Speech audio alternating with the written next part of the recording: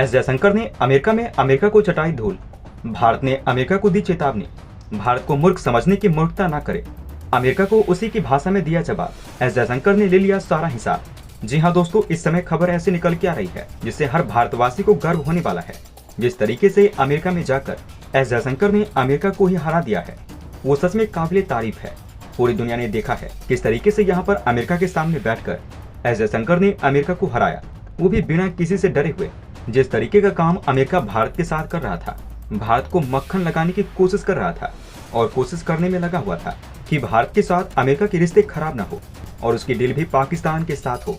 उस पर एस जयशंकर की तरफ से जो बयान दिया गया है वो वाकई में सुनने के काबिल है और इस समय इस बयान की चर्चा पूरे सोशल मीडिया पर हो रही है और पूरी दुनिया ने इस बयान को सुना कि किस तरीके से भारत के विदेश मंत्री ने अमेरिका में सबकी बोलती बंद कर दी है और अमेरिका की पोल अमेरिका में ही खोल दी है। और इस चीज से पूरी दुनिया ने देखा कि भारत किसी से नहीं डरता है। जो अमेरिका जैसे देश में बैठकर अमेरिका को धमका देता है, वो काम भारत के सिवा कोई और नहीं कर सकता। वैसे इस विषय में आपको क्या लगता है? क्या वाकई और देश ऐसा है जो अमेरिका में बैठकर अमेरिका को धमका कर आए?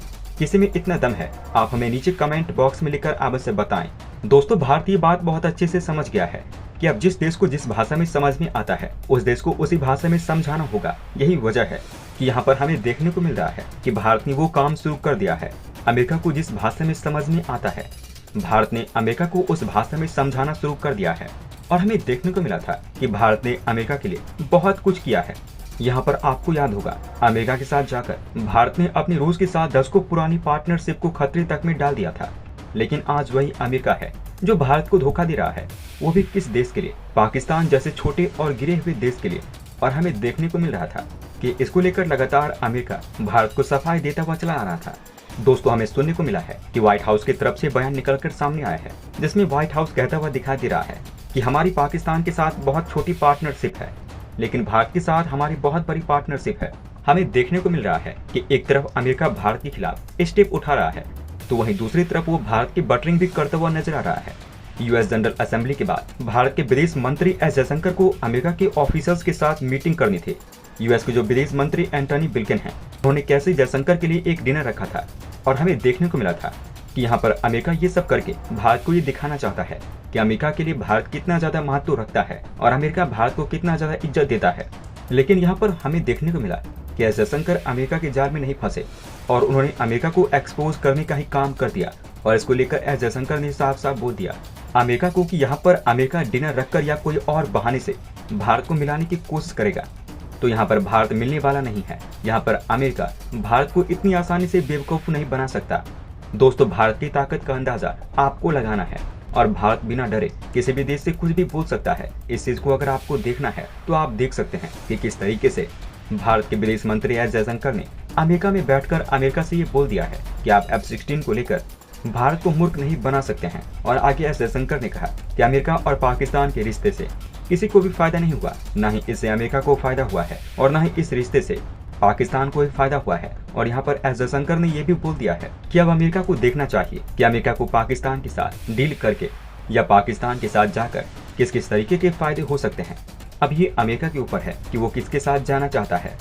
दोस्तों, हमें देखने को मिल रहा था कि यहाँ पर अमेरिका भारत को बेवकूफ बनाने की कोशिश कर रहा था और बता रहा था कि वो पाकिस्तान की मदद किसके लिए कर रहा है ताकि यहाँ पर पाकिस्तान से आतंकवाद को जड़ से खत्म करके निकाला जा सके। लेकिन यहाँ पर एस जयशंकर ने साफ साफ बोल दिया है कि ऐसा करके अमेरिका भारत को बेवकूफ नहीं बना सकता। इसके अलावा एस जयशंकर ने यह भी कहा कि इस चीज से सिर्फ भारत का ही नुकसान नहीं है, इसके अलावा इस चीज से अमेरिका को खुद आने वाले समय में नुकसान होने वाला है। दोस्तों, ये बात किसी से छिपी हुई नहीं है कि पिछले 3 सालों में भारत और अमेरिका के रिश्ते कितने ज्यादा मजबूत हो गए थे। लेकिन यहाँ पर इस समय पाकिस्तान के साथ अमेरिका ने जिस तरीके की डील की है, उसके बाद से भारत और अमेरिका के बीच में फिर से दरार पैदा होना शुरू हो चुका है। जयशंकर ने यह भी बताया है अमेरिका जो बोल रहा है F-16 काउंटर टेररिज्म ऑपरेशन के लिए इस तरीके का बयान देकर अमेरिका किसी भी देश को मूर्ख नहीं बना सकता। दोस्तों, जिस तरीके का बयान एस जयशंकर ने दिया, खुलकर बिना किसी से डरे अमेरिका में ही बैठकर अमेरिका को धमका के आ गए, उस चीज को देखते हुए सोशल मीडिया पर कुछ लोग ऐसा भी बोल रहे हैं कि एस जयशंकर को इतना खुलकर किसी भी देश को गलत नहीं बोलना चाहिए और उस देश में बैठकर उस देश को तो बिल्कुल ही गलत नहीं बोलना चाहिए। वैसे इस विषय में आप क्या सोचते हैं? आप अपनी राय हमें नीचे कमेंट बॉक्स में लिखकर अवश्य बताएं।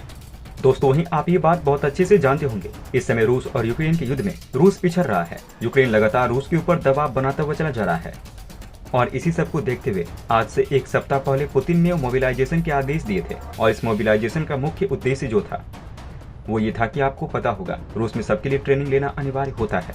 ऐसे में बहुत से ऐसे लोग उसमें मौजूद हैं जो कि ट्रेनिंग लेकर रूस में मौजूद थे, जिन्हें रिजर्व सैनिक के नाम से भी जाना जाता है। अब इनको बुलाने का समय आ चुका है क्योंकि यूक्रेन लगातार रूस को मात देता हुआ चला जा रहा है और इसी सब को देखते हुए ये कह दिया गया है कि रूसी सरकार अपने उन रिजर्व सैनिकों को वापस बुलाएगी और 1-1.5 महीने की ट्रेनिंग के बाद उन्हें लड़ने के लिए यूक्रेन भेजा जाएगा। इसी की प्रक्रिया शुरू करने के लिए रूस की सरकार ने देश के कोने कोने में भर्ती ऑफिस बनाया हुआ है, जिसमें रूसी लोग आते हैं और उन्हें वहां भर्ती किया जाता है ताकि वो जाकर यूक्रेन में लड़ाई कर सके। और हमें अब तक देखने को मिल रहा था कि यहाँ पर सब कुछ ठीक चल रहा है, लेकिन इसी बीच कुछ ऐसा होता हुआ दिखाया गया है जिसको देखने के बाद सिर्फ पुतिन ही नहीं बल्कि पूरा रूस हिल चुका है, रूस की सेना हिल चुकी है। दोस्तों कुछ समय पहले ये खबर निकल के आई है जिसमें हमें ये पता चल रहा है कि रूस के अंदर एक बहुत बड़ा भर्ती कार्यालय था जहाँ पर रूस के लोगों को भर्ती किया जा रहा था।